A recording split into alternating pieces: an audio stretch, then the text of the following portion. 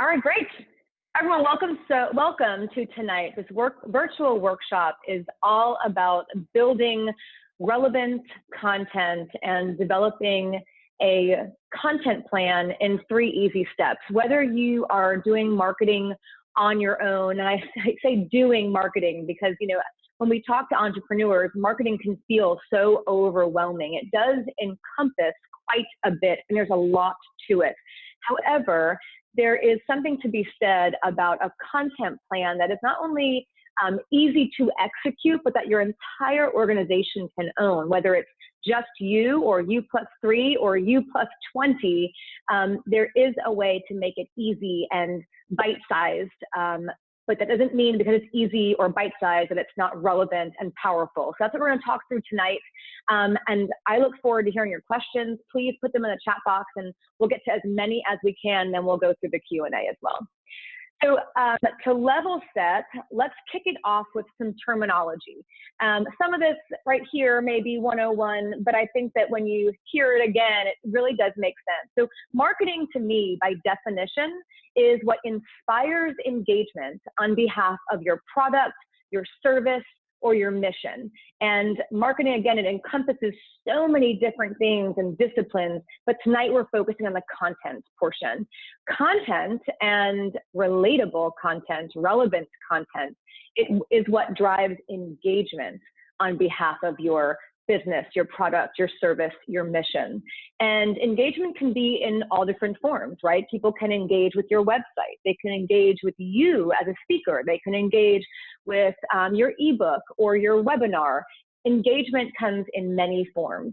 Now, part of content, one of the most powerful pieces of content is your call to action or your CTA. You'll hear me talk about content and calls to action and these words throughout tonight's workshop. A call to action is what drives the engagement, the engaged user, into an actual conversion. And conversions are measurable. Conversions also come in many forms and they vary in value. So a conversion can be a click to read your blog or a click buy now. Again, we can vary in value and in weight for if someone views your blog, that's valued very differently from if someone buys your product or your service. So again, engagement and conversions come in many formats, right? But it's about the call to action to drive what kind of conversion and engagement you're looking for to fulfill your business objectives. And lastly, you and your people in your business, you are your best asset. So look within when you are driving your content plan. You and your people in your organization or in your leadership group and those you trust or on your board, they are the ones who have some of the best subject matter expertise or who can look at your content plan and your business subjectively so that you can get some real feedback that you can take with you to further your business and achieve your objectives. And I like to take all that into play when I'm creating any content plan, whether for myself, for my clients, or for my day job. And we'll talk about that a little bit later.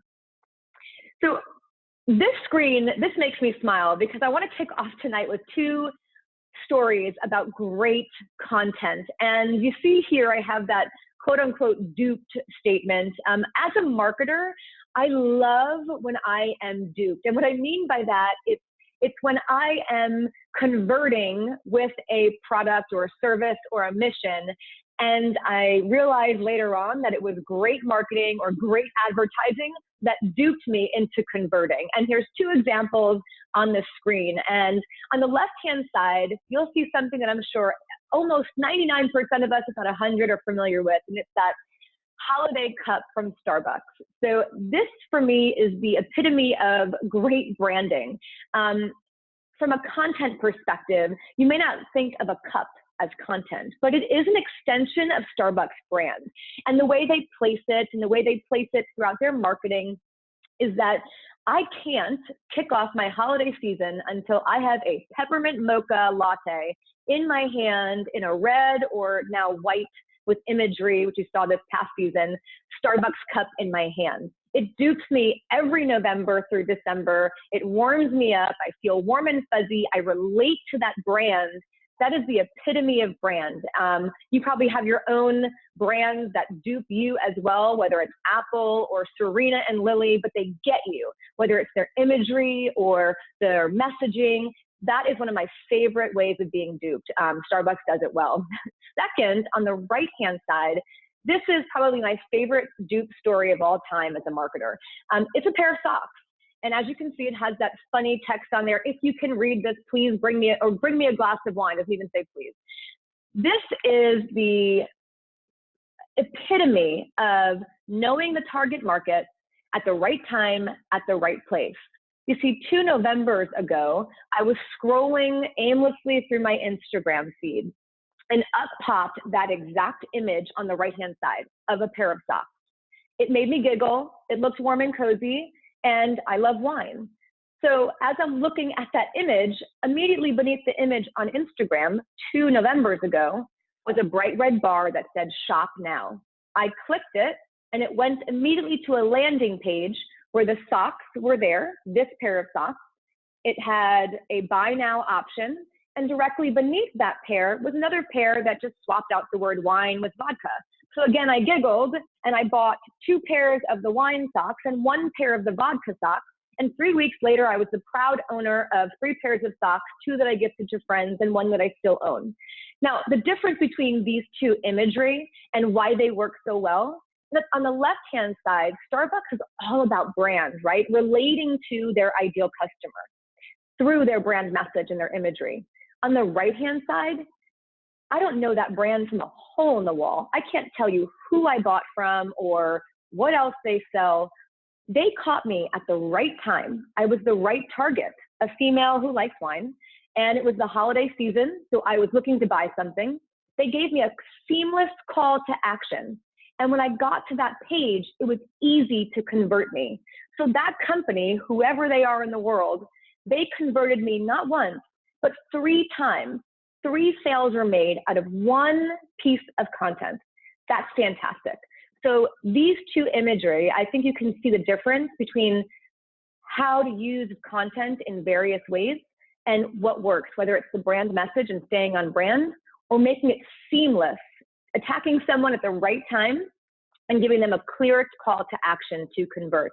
These are my favorite duping stories. Remember these, we'll come back to these as we talk through content tonight. Now, before we dig into the 3-step plan, I'm going to talk about 3 quintessential key considerations when talking about content. And the first is to always be on brand. Let's dig into brand. We're going to work in 3s tonight because it's easy to remember. So when we talk about brand, again, this is the perception of your product, your service, your mission out in the marketplace. And the first component of staying on brand is what I call the 3 A's, having availability, accessibility, and accuracy in your assets. A lot of A's there, I know. When we talk about availability of your brand components, this is your logo, your style guide, your website, your headshots, your bios. It sounds elementary, but these different brand components need to be available in order to create relevant, great content. They need to be available to your team. They need to be available to your vendors. So what this means is your logo, for example, should be available in various file formats, whether it's a JPEG, a PNG, an EPS. Your bios should all be available to you or to the media or to whomever needs them to build your content, right? So that's the first part. Make sure your brand assets are available. Second is accessibility. So we may find ourselves sometimes looking for our logo, the right file type, or looking for the headshot of our COO or of our marketing director. We need to make sure for all of our businesses and our vendors and our internal teammates that our assets are accessible. And some of my favorite ways to make these accessible for my clients and myself is either in a Google folder on your Google Drive or in a Dropbox, or even better, having a landing page that's unlinked that says mycompany.com/presskit. And all of your logos, your headshots, your boilerplate are available for whoever will need it at any time when they're creating your content. So make sure you have available brand assets. They're accessible to those who may need them. And lastly, accuracy. Let's always make sure, and I would say at least once a year, do an accuracy review to make sure your logo is up to date, and also that your bios are up to date, your boilerplate, get any changes in your company. Do a refresh. Just take a look at the accuracy of your logo and all of the other components. Those are the 3 A's of brand. The second part of being on brand is knowing your channels. So in marketing, we disseminate content through 3 types of channels: owned, paid, and earned. Owned channels are pretty much self-explanatory. It's those things that you own, right? They are your website, your blog, your podcast, your social media accounts. Those are all of our owned channels. And as you can imagine, we all use them daily, weekly, monthly, annually to disseminate our content. The second channel is paid. Those are your Google AdWords or your print or digital advertising. These are also powerful channels to disseminate content. And lastly, earned. This is one of the most powerful channels, and I think it's underutilized. When we say an earned channel, this is media pickups or a speaking engagement that you submit an abstract for. Like tonight, this is an earned channel for me, right? Here I am speaking to you and I'm not paying for it and I don't own it. And the powerful thing about the earned channels is that you don't have to start something new in order to share content or share your message or your service. You can leverage what others have already built, which is something so powerful, right? None of us here necessarily need to go out and create a powerful network of female business owners because we have We of C. We can leverage this channel to share, to build, to grow. It's the power of the earned channel that, again, is underutilized. So make sure you know which earned channels fit into your business. How can you leverage what others have built to share and collaborate? And knowing your channels means, yeah, keeping a list. Your owned channels, keep a list of what they are. Also a list of passcodes, a list of logins. These are important because it's the first line of defense when sending, or offense when sending out your content. So make sure you keep this somewhere. I like to have in my Google Drive just a spreadsheet of all my paid and owned channels. They're gonna grow, they're gonna expand. And earned, you may have a wish list of earned channels, and these change over time. Whether it's you're a photographer and you're on theknot.com, right? You may have other earned channels that you can tap into. So keep abreast of what's in your market, what's in your industry, and how you can leverage what others have built to share your message. And lastly, about brands, and this is an important one too, we always want to relate to our target. And most of our ideal customer. Who is our ideal customer? We need to relate to them. Same way Starbucks relates to me, right? Part of this is how we present ourselves. We talked about marketing being the perception that we build for our product, our business, our mission, or our service in the marketplace.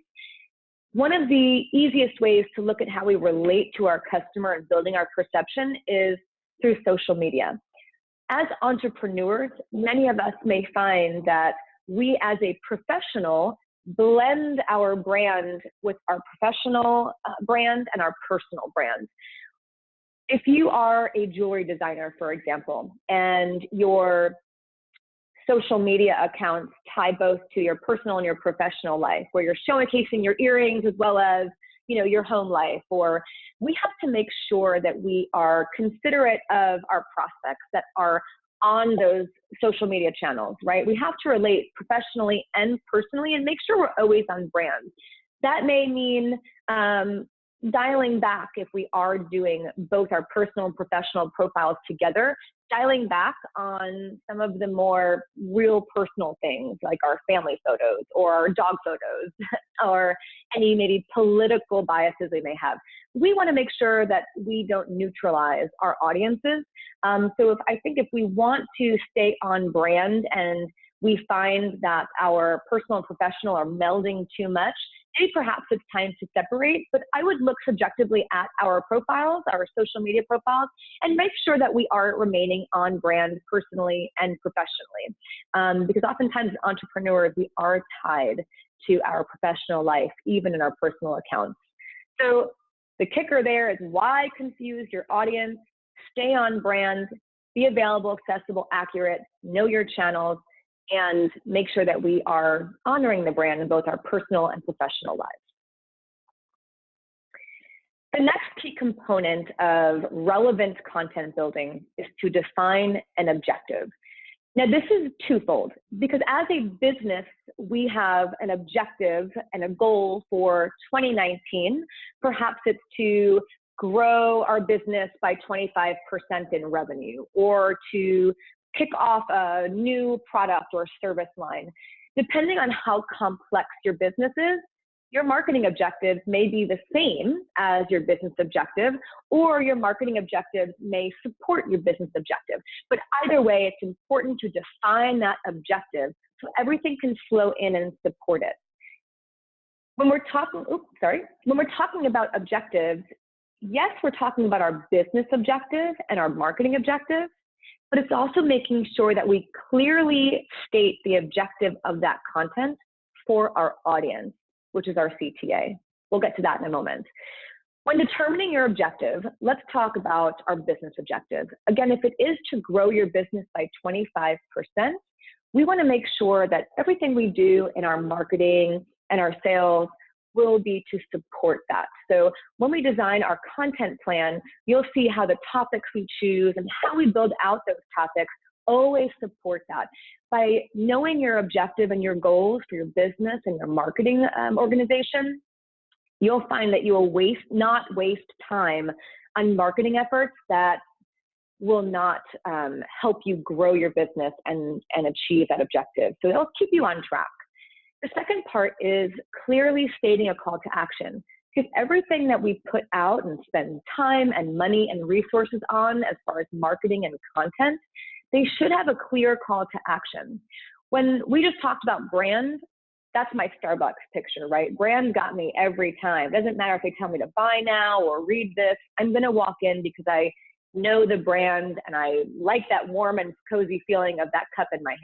When it came to the socks, again, I don't know that brand from a hole in the wall, but their call to action was so clear that the objective for that organization was to sell socks, and their call to action completely supported that objective to sell those socks. So make sure your CTAs are supporting that objective. Lastly, all content should be driven by your goal, by your business objective and your marketing objective. Again, that will keep you on track and avoid wasting valuable time and valuable resources away from your business on creating content that's not going to achieve your goals. So when it comes to objectives, you want to align your marketing with the business. This is where we talked in the beginning about bringing the entire organization in when we are discussing content, because their subject matter expertise and their thoughts and brainstorming will help us all stay aligned.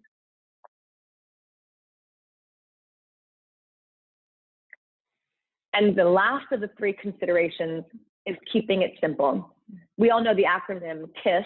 Tonight we're going to call it Keep It Simple, Sister. And we have to make sure that we keep everything simple. This slide is rather simple because it's a simple CTA on the bottom, buy now. One of, I think, as business owners, one of our favorite conversion tactics. We want everyone to convert, but it's so simple, right? With the socks, they had a very clear call to action, and it was simple for me to convert. So when it comes to simplicity, here's the 3 bullet points. Ensure all of your words have meaning. We've all come across websites or advertising that use massive buzzwords like maximize your ROI. That's my favorite in words that don't have any meaning. Let's make sure that when we develop content, whether it's a blog post or ad copy or a presentation, that our words have meaning. We tend to use fillers when we don't know what to say, and don't you know, and such as. We do the same thing in marketing sometimes, and it's time we turn off that filler filter and really use true words that have meaning to your audience that will tell them what they're buying, what they're signing up for, and why they should. Let's solve their problems, their challenges, and show them how in our messaging. The second bullet point is make the path to conversion easy for your end user. Going back to the socks, in 3 clicks or less, they had me converted. Scrolling, click shop now, click buy now, and submit. And they got 3 socks out of me. Make sure the path to conversion is easy. Now in B2B, that may be business to business rather than business to consumer. Many of you are in insurance and HR and talking to business organizations. The same thing, keep it simple for your end user. Download this ebook and then contact sales. You can, in 3 clicks or less, usually get to the point for your prospect and allow them to get to you fast, right? Simple. The last part is content supporting the objective. Have additional content to support the objective. This gets a little more complex, but you'll see it in the content calendar. So if we are doing a blog post, for example, at the bottom, we may link to another piece of content that is relevant to that end user that will help them move along the funnel to convert to a customer. So any piece of content that you're putting out there, especially in an editorial calendar, make sure they seamlessly work together. You want them to link through to one another seamlessly so someone can stay engaged with you longer. Keep it simple. And my word of advice with simplicity is be your own customer. When you are creating content, read it through as if you are the end user. If you wouldn't buy it, or you wouldn't click through, or you wouldn't offer your name or phone number or email address, then why would your ideal prospect? So always look at this objectively as your own customer. I think that can take us out of the forest sometimes and allow us to see things from our customer's point of view and make sure our content is relevant and easy to use. So those are our 3 key considerations for building fantastic content. Now we're going to use what we just learned, and we're going to get ready to create our content plan. I suggest that if you don't already have, maybe grab a piece of paper, give you a second to do so, and a pencil or a pen. I find that when I'm listening to a workshop and we start to get into the planning stage, I start doodling and my ideas start to come through. What you're going to see is how my mind thinks as a marketer. We're going to use some bubble maps, some tree maps here in this content plan, and you may want to draw some things on your own as well. I have sent to Melissa in the post-recording email a link that will have a little PDF that you can follow along afterwards too when you're actually doing this with your team members. It's very simple to use. But if you can grab a piece of paper, do so, because this will be fun to, I think, get some of your ideas down on paper as we go through. So step 1 of creating a living, breathing editorial calendar is to identify a clear objective. Now, we talked before about our business objective may be the same as our marketing objective. Or if we have a more complex business objective, like double the pipeline, if maybe a larger organization, your marketing objective may be very specific to something that will support doubling the pipeline, right? But if we have maybe a less complex business objective, like sell 25% more product in 2019, your marketing can probably be the same exact objective. So I would think about what is your business objective, and then what are some of your marketing objectives that will support it. I have 3 here on the screen. Maybe these are ones that you can use. One is just about growing revenue and selling 25% more widgets, whatever they may be, handbags or insurance. The second could be increase web traffic by 10%. This is something that may not be directly related to sales, it may be about volume and visitors. The last would be launch a new line of business. Each of these would require a different content plan, but I think it's important to understand what your objective is. So define it, write it down, and then very importantly, share it with your organization. I think we forget sometimes to bring everybody into the fold. And that will allow everyone to have a little piece of ownership into your content plan, not only as subject matter experts, SMEs, but also as they'll be more tied to that objective and more willing to do more to achieve it. So let everyone have a little bit of ownership here. So define your objective, whatever it may be. Tonight, we're going to go with the sell more product, and you'll see why. Now, step 2 is going to support that objective, because you are going to list out every topic of interest that you could think of that your ideal customer, your audience, would be interested in. So for example, and again, these 3 do not pertain to the same business that we have on the screen, but I wanted to offer 3 different topics that maybe some could relate to. I know some of these do relate to businesses within the We as C organization. First and foremost, engaging photo locations. That may be something for a photographer, maybe here in Charleston or in New York or in Tennessee. There may be something fun there to define engaging photo locations that would be of interest to the target market. Or if you are in a industry such as finance or insurance or healthcare, topics of interest may be more along, hey, there's some regulatory industry changes. We have to talk about these and bring awareness to our audience. That may be another topic you can talk about, and there's probably several in healthcare and insurance that you could list there. Or lastly, in HR, maybe one topic could be how to employ the right people, the right interview questions. You can see where I'm going here, what you're going to do for your business. What is of interest to your end user? Write all of them down, and then you're going to prioritize them. You're going to highlight, you're going to make them 1 through 10 or 1 through 50, however many you wrote on there. And by prioritizing, you want to select the topics that are most timely or time sensitive.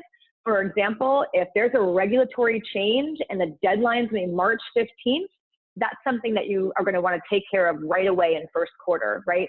If it's something that has to deal with engagement photo sessions, well, there's a time of year where wedding season is a hot trending topic, so you'll want to make sure that that's on top of your list. You can see that you can start to play around with your topics, prioritize them by timeliness or a value. There may be something, a service or a product in your business that you have to get off the shelf right away in order to achieve your objective. That may rise to the top of your list. So prioritize all of your topics in order from highest value or time sensitivity, and then assign your SME, your subject matter expertise. In this slide, I'm going to be our photographer subject matter expertise around engagement photo locations. So that is step 2, listing all of your topics. And now we're going to move on to step 3. Now, step 3, and I do have a PDF that we'll send out that you can follow along, and it has this tree map for you. What you see here on this step and this slide is how I think when someone starts talking about their business. Whether I'm working for a very complex organization, for example, my day job is Global Director of Marketing for an application managed services company that works with complex enterprise applications for $250 million to $5 billion companies. And when I'm doing a content plan that could be over 6 months, 12 months, 18 months, they end up being very heavy, color-coded calendars of content, but it always starts for me with exactly what you see on this screen. So whether I'm working with a single person business, an entrepreneur, or a massive global company, my head always starts here as a marketer, because we have to get our creative juices flowing, and we have to line out in our tree map and really just let it free flow. So step 3 is in 2 parts. So on these 2 slides, you're going to see how your mind will start to work, and these topics will start to show themselves in a content calendar. So we've chosen our top topic, which was engagement photo locations. So now what we're going to do is, we talked about channels before. Let's use our owned and paid channels and build out how we would share this topic in content form. So for example, on the left-hand side, I'm going to write a blog post about the top 5 locations in Charleston to have your engagement photos done. As a photographer, I will be able to not only share my thoughts and my expertise on the best locations in this blog post, but I'll also be able to show off my photos. So that's number 1. That's on my owned channel of my blog on my website. Second, my other owned channel is my social media accounts. So I'm going to take those same 5 photos from my blog post, and maybe I'll do a 5-day campaign or a 5-week campaign, maybe every Monday or Friday or 5 days in a row. And I'm going to launch each of those photos for that 5 days. So now you can see on 2 of our own channels, we have multiple days of content. Now, our blog post our Instagram campaign will link back to our blog, because as you know, on social media, whether Instagram or Pinterest or Facebook, we can link back to a very specific URL. So let's drive traffic to our website. And on my blog post, I'm going to make sure to have a clear call to action throughout the blog post that you can book a session. Very easy to convert someone there to just simply book a session, or in 2 clicks or less, drive them to a pricing page and then book a session. The last arm that you'll see underneath engagement photo locations on the right is a paid channel. So maybe I will design a social media ad and launch this on social media, and that media ad will link back to my website. So here we're leveraging our paid and owned channels. There's other multiple ways that we can start to do this, and as you're drafting this out, you'll start to freeform and create, and it's exciting to see it all come together. So the next slide, this little chart here is going to be on top of the slide, but it's going to be built out a bit more as we tackle that second bullet point in leveraging. So stay with me here. On the top, as you see, here's our topic, and there's our first 3 legs that we talked about using paid and owned channels.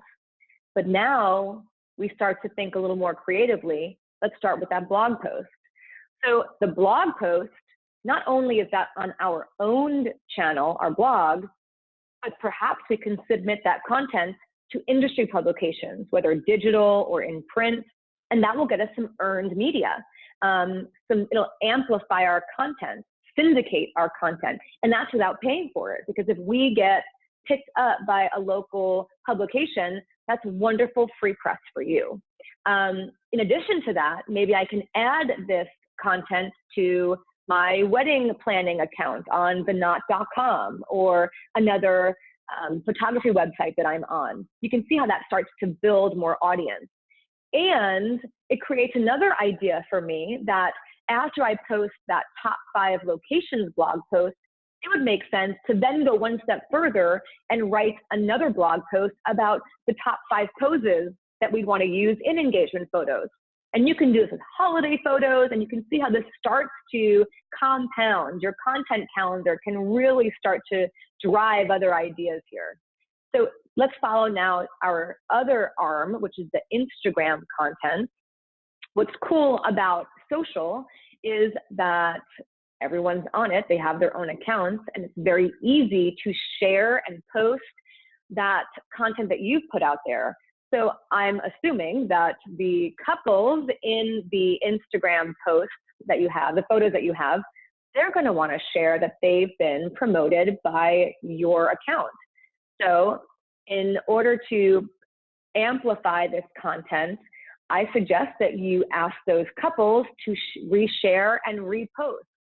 And since our objective was to increase sales this year in 2019 by 25%, let's say, if you offer those couples a discount on their next photo shoot for reposting, perhaps you're a bit closer to achieving your objective of growing the number of products sold this year, right?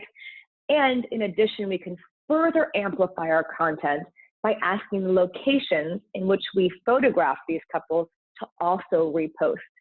Now, again, this sounds elementary, but we have to write this down so we remember as we're launching, pre-launching these campaigns, we set all these wheels in motion. Because again, we're driving the objective here of increasing sales. And these are ways we can get more eyeballs on our content and then link them back to our site where we have a clear call to action to book now. On our right-hand side, our paid channel of social media advertising, that will link back to our website. But maybe to be within our 3 clicks or less, we wouldn't link it to the blog. Maybe we should create its own landing page about engagement shoots. So that social media advertising, instead of just going back to the blog, we're going to have to draft and edit and create a landing page for engagement photos that will have pricing and a book now session call to action. So we're just adding more content, and it all goes back to our topic, which supports our objective. And lastly, maybe we could even get more creative and host a contest to win a photo shoot if you repost or reshare, and you can create those details around it. So this may feel a bit messy as you're scribbling and writing and free flowing, but let it free flow, because you will then put it into an actual calendar, whether it's a spreadsheet calendar or something like this. So as you can see here, and again, this is a very simple one, but January, which is the month we're in now, kind of our planning session, we'll use these weeks to do the following to support our tree map. We're going to draft and edit blog posts, draft and edit landing pages. That tree map has given us a plan of action that now we can put into place. And what you can do here is start to leverage individuals within your organization, whether it's you doing it or your vendors or your marketing team or an outsourced team. It's a very easy thing to hand over to them with your ideas. As you can see, in February, we start to launch. In March, we launched that whole second wave of the second blog post that we thought of while we were doing our tree map. The power of having February and January all laid out is that now you've developed a playbook that as you execute it and then track it, we'll talk about how to track it in a moment, it's something that you can repeat time and time again. And with everyone in your organization involved, again, whether it's you or you plus 2 or you plus an agency, everyone can have ownership here because they'll take a piece of this and help execute. Now, tracking can be complex or it can be simple. If you're using a content management system like Squarespace or WordPress, they have very basic analytics built in that you can watch the traffic on your website. You can see over any period of time that you select in a date box. You can see the traffic flow, and you can also see the top visited pages. So that will give you some very basic high-level measurements of how your campaign is doing.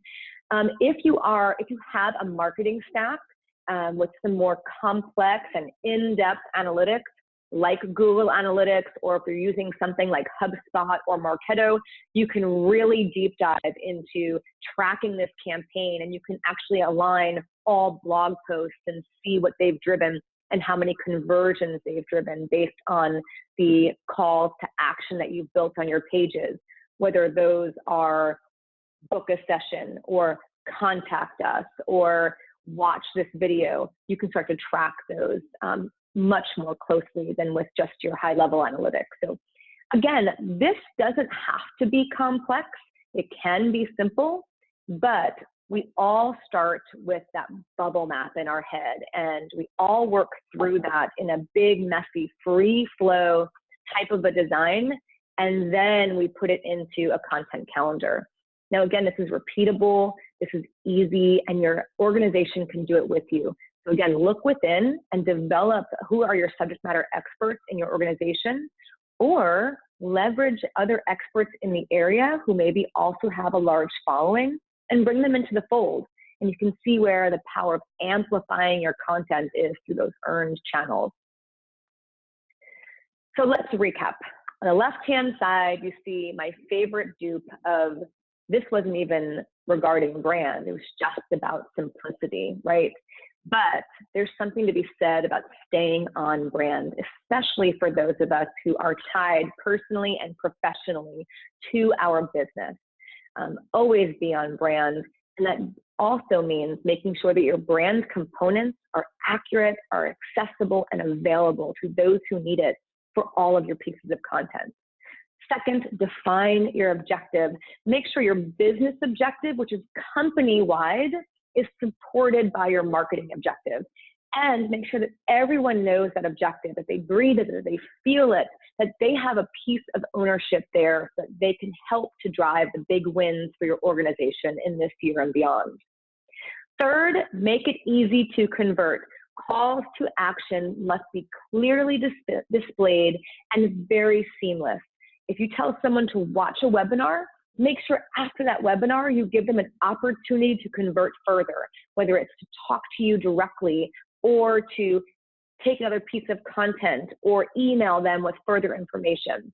Give them a seamless route to close with your service, your product, or your mission. Fourth is free flow. Be creative, make it messy, get everything in line, understand all your channels, and continue to develop that tree map.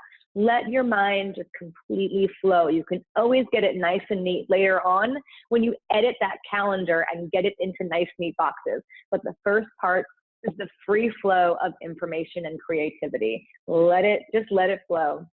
And lastly, share this plan with either your marketing agency, your team members, your vendors, so they can own it as well and make sure everything that they're doing is towards this objective and towards this plan. Execute it. That's the biggest part too. Make sure you're actually executing, that you're drafting, that you're writing, and track it. And part of being on point with your objective is that you're not wasting your execution on assets and content that are not going to fulfill your objective. So make sure that you stay on track with your objective and track it. And there are simple ways to track it using high-level analytics within your content management system, or you can always employ someone, a freelancer or a marketing team, to get a little bit deeper dive into Google Analytics, or if you have a robust marketing stack, you can deep dive in there and really hone in on full campaign analytics. So now I will open it up for Q&A. Melissa, if you'd like me to exit this screen, let me know so I can see everyone's faces, but I look forward to hearing your questions. Great. No, I think you can stay put just where you are. That was fantastic. Thank you. I'd like to kick us off with a question, and then for those of you on the call, if you're feeling so brave, you can turn on your audio. If you're feeling extra brave, you can turn on your video and share your question with us. So I'll get us started, and then let's field some questions from everyone on the call. So I wanted to circle back with you, and I wrote in the chat box, you said, honor your brand in your personal and professional life. And I know you and I have talked about this before, that I know your Instagram especially is a combined personal and business.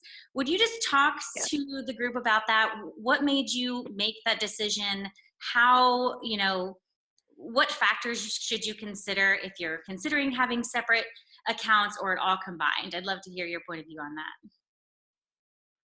Sure. So my brand as a marketer and as a woman, a mother, I feel that they are very tied together. They're integrated seamlessly. Part of my bio, as you may have seen in the email or on the We of C website, is that my belief is that we should be our best selves so we can create a life we love, inspired by those we love. That's my personal mission, but it is also my professional mission, is that when I work with women entrepreneurs, nonprofits, and small businesses, it's usually an individual, an entrepreneur who is looking to create a life they love, inspired by those they love, and that's why they started their business. Probably why many of you started your businesses. So my personal and my professional missions tie very much so. They're very integrated, which I didn't feel I needed to have a separate professional social media account. Much of what I do in my personal life is impacted by my professional life. For example, when I'm working with college students, it is both personal and professional. So I share that on my account.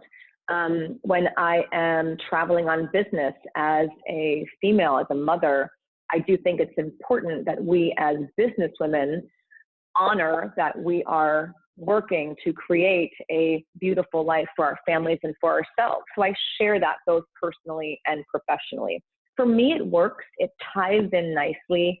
I think that many of us have brands in our business that we can tie into our personal lives.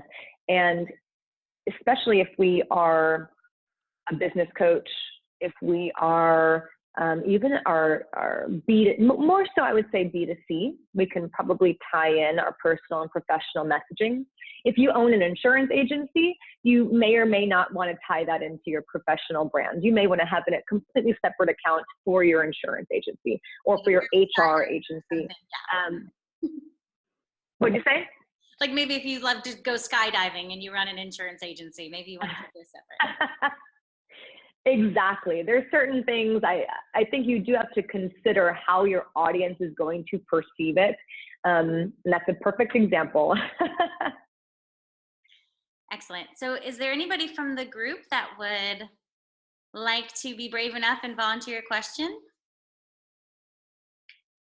Dan, I see your comment. Jamessina, I don't know if you can see the chat box. She says, great workshop, ladies. I'm so motivated to put this into action. So Diane, thanks for joining us from Atlanta. And we'll just be patient here. Sometimes it takes just a minute to get the questions rolling. There was a question about sock example, how to convert to no brand after call to action. So that's an interesting one. I think that for the sock example, I believe that I was, and again, it's funny, I don't even know. I believe that I was reaching out to a company in China who directly shipped that sock. That's why 3 weeks later, I was the proud owner of the sock. I think for that, what they didn't do well, if they wanted me to buy more socks, and this is Tabitha, I see this is your question here. If they wanted me to buy more socks, they probably should have brought me into some type of nurture campaign. So as a customer, wouldn't it be smart of them to then send me an email in January that said, how did you love your socks? Are you cozy? Here's another product that you might love. Nordstrom does that so well, right? I mean, we buy a pair of boots, we get an email the next day that says this bag would go great with those boots. So I think the sock company could have converted me further to continue buying if maybe they sent me a pair of men's socks in my inbox that said, you may love these too. So I think that when we convert someone into our business, whether we're B2B or B2C, we must maintain content promotion to our customers, because one of the most important things we have to remember, it is so much less expensive, it takes less resources and less time to keep our customers engaged than it does to go get a whole new customer, right? We work so hard to define content and create assets and all different types of marketing and promotional materials to build a new logo or a new customer. But we have a whole audience of people who already know us, who are already happy with our service, who already love our products. It's the cross-sell and the upsell and the continuous reaching out to our customers that falls under marketing too. That's not all sales, that's marketing. And I can tell you that when I was in the hospitality business, when I worked as the director of marketing for 5 hotels in Manhattan, when we looked at the dollar value that a new customer brought in as opposed to a returning customer, a returning customer will spend 40% more per visit than a new customer.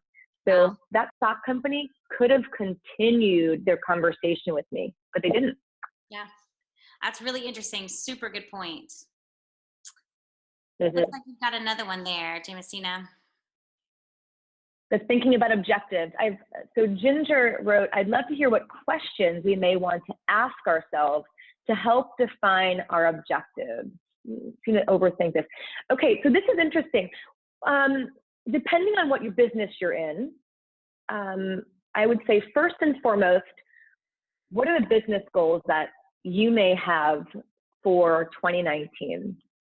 Again, let's start high level. You may need to increase your sales to hit a certain number that you want to hit for 2019. Let's say you made $10 in 2018 and you want to grow your revenue to $20. You want to double your revenue in 2019. We then need to come up with a marketing strategy that will drive new business and drive more business from your current customers. So right off the bat, let's say in the photography example, something that I would ask a photographer is, if you want to grow, let me go back. If you had 10 photography sessions in 2018, you want to grow that to 20 in 2019. I would ask the photographer, what was your most profitable photo session or group of sessions in 2018? If she or he said it was holiday shoots, okay, let's maximize and amplify our reach on holiday photo shoots. And we'd be able to then build out that profitable business that he or she already saw in 2018, and then be able to drive content to drive more photo sessions during the holidays. Or if it's a handbag designer, they may say, I want to double my profit in 2019, and I'm going to launch a new handbag series. Okay, so our marketing objective is to grow the sales of that new handbag line to double your value in 2019. We have to really understand what your business objective is, and that will help us, I think, fine tune your marketing objective, right? For someone who's a public speaker who wants to generate more public speaking sessions where they earn their revenue that way, we would probably have a marketing objective of increasing traffic to your site or to your video blog, to your blog, so that more people can hear you speak, so they are inspired to convert and contact you. We'd really have to see what your business objective is. But I think once you nail that down, if it's revenue-based, if it's a whole new go-to-market based, if it's maybe you want to sell your company in 2019, there's different marketing objectives that would flow into that. So I think that we all struggle with narrowing it down a bit, but I think once you have your business objective, we can figure out how to support that.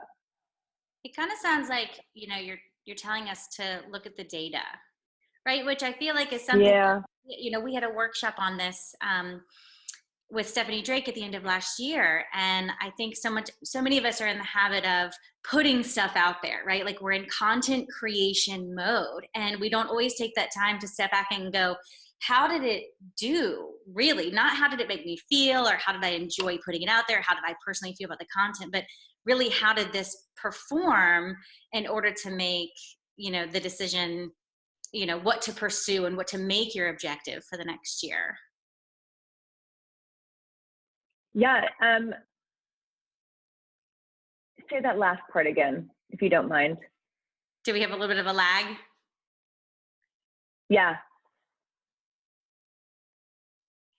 So I missed that last part. I apologize.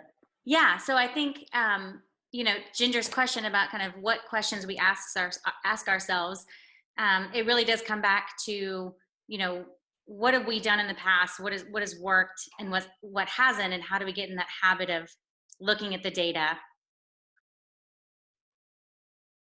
Yes. And, that's where we find that, again, creating content is almost the easy part, right? We can create a million different things. We can create infographics and webinars and ebooks, but is all of that content going to serve your purpose? Mm-hmm. And the data is paramount. If you find that in 2018, your webinars drove 100 different views and 50 conversions that went directly to your organization, that they wanted more information and they became customers, and webinars are going to be awesome for 2019. If your ebook was not downloaded more than a couple times and you spent days on it, you spent design time, you spent design hours and dollars on that, then ebooks are not right for, perhaps it wasn't the right content or it wasn't the right audience, but data will tell us that. So I think that it's very important to make sure we do watch our email marketing platform, for example. If your newsletter is not getting enough clicks, either amplify where you would request to get more newsletter subscribes, right? Or focus on something different. Looking at the data on a consistent basis is the tracking part. It's probably one of the hardest things to make time for, to carve out time for. But I would say at least once a month, take a look at your audience, who's looking at your website. If you have a sales team, check in and see what's working. If someone calls in to your front desk or to your cell phone, ask the question, how'd you hear about me? Because that is valuable data, whether it's manually tracked or it's in our analytics. We want to figure out what's working, and there's complex tools to do so, and there's easy tools to do so, and some are manual. But data is extremely powerful when it comes to what works and what doesn't, and what you should be focusing on. Great, thanks. Looks like you've got another one from Tabitha. What if you have multiple products or services with different objectives? How do you unify the overarching brand and achieve the goals of each segment? So I'm going to go from the company that I work for on my day job. We have an extremely complex business model where we have 6 different enterprise application lines of business, right? And they are very different and very unique. However, our company as a whole is a managed services provider. It doesn't matter that all of these products and services are unique. One is IT management, one is virtual desktops, one is healthcare vertical, healthcare management. We have all these different products and services, but the overarching mission of the organization is to, this year, double our pipeline. Doesn't matter where we get it from, we have to double our pipeline. So what I say is each of these products and service lines, they may have their own topic plan for the year. You may have, like that tree chart I showed you, Tabitha, you may want to do, you have 4 products and service lines. I would say, I don't know what business you're in, but I would say create 4 different tree maps. You're going to have 4 marketing objectives for each. If you have, maybe one is you're selling widgets is one of your products, and your service is facials. We're just throwing them out here. But your widget line, to sell more widgets, you may have a very specific content topic plan that pertains to that customer, right? If you are doing your spa services as another line of business, that's going to be maybe a different audience. So I think some questions that I would have for you if I was working on building out your content plan is, first and foremost, is there an overarching objective of your business that all of these fall into? Even though it may be complex, is it all one mission to double the pipeline or to increase sales? And secondly, do the products and services fall into different target customers? If so, you definitely may need to have a content plan that coincides with that audience. If they're the same audience, it can be done, but we have to understand when each of your products and services would be relevant to that audience. So I have a lot of more questions for you than I have answers, I think, but it comes down to, is it the same audience? And is your business as a whole, no matter how many lines and service and product lines you have, is there one overarching mission? I think that I have more questions for you, and it may have to be offline, but if your audience is the same, it can be done a little more easily. If not, then it would have to be, I think, some different plans of action to tackle that. So speaking of, if if one of our guests here does have a question for you that they're not going to get the chance to answer, what's the best way for them to reach out to you or for engage you for your services? Sure. So this is how you can connect with me, just to follow along, and we can get some follows for each other. We can connect on Instagram or online or via email, and we can collaborate together. Here's my information. You can find me on the social medias at Jamessina VH. Check out my website, and you're welcome to call or text. I welcome your questions. Email or text or call is fine. So whichever way works for you works for me. And I'm appreciative for your time tonight, everybody. And thank you, Melissa, for the platform. Well, thanks for being on. That was a fantastic workshop. And just a reminder to everyone, this is being recorded. So we'll send out this recording along with any of the pamphlets that Jamessina has to go along with it. I would really encourage you to follow her on Instagram. Just side note, one of the reasons that I had reached out to Jamessina to be a part of our 2019 series was because I always take actually a little pause when I see her on social media. If you want to see an example of what I would consider as a marketer, best in class for really straddling that authentic personal meets business, and you maybe have that in mind for what you're doing, she's a really good one to watch. So I would encourage that you follow along with her. And in that same vein, Jamessina, if you don't mind, I'm going to share my screen briefly just to close us out. Sure.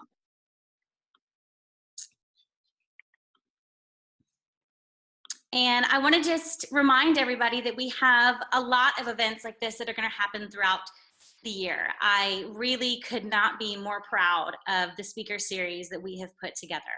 As you know, it is our mission not only to know who each other is and connect and share our experiences, but to really create a platform that twice a month you get to either in person, if you're in Charleston or in Greenville, or virtually, no matter where you are, to plug in, right? And invest in yourself and invest in some of maybe the blind spots that you have. I know for me as a marketer, it's anything to do with finance and accounting.